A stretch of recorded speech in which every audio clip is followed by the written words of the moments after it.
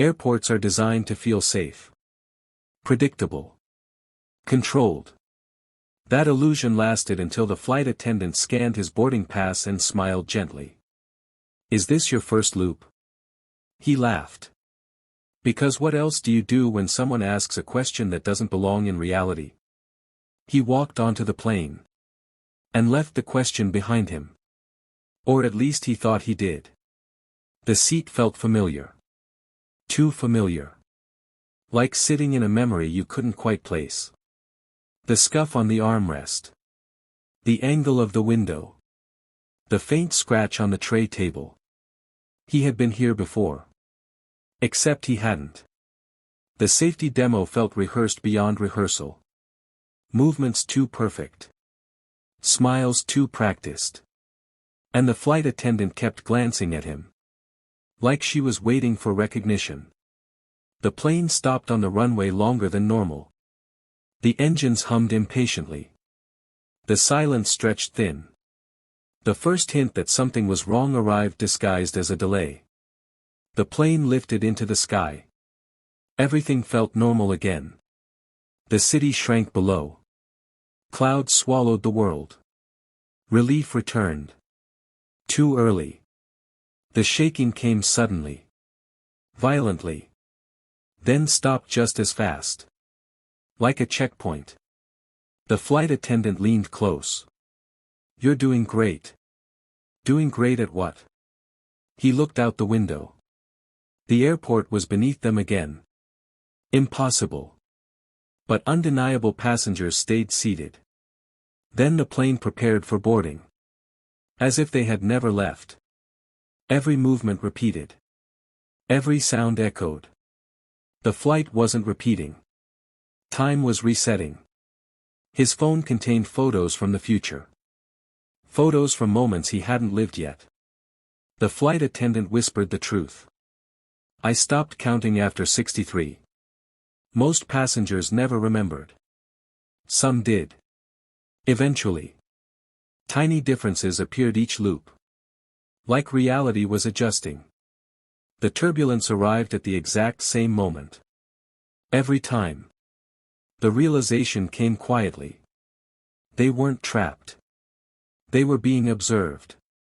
Refusing to take off didn't work. Reality edited itself.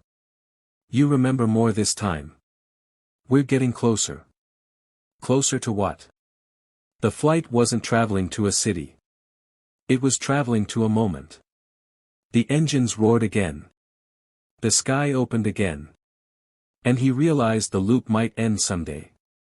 Which meant something had been watching every single flight. The engines roared again, louder this time, like the sound had been waiting for him to notice it.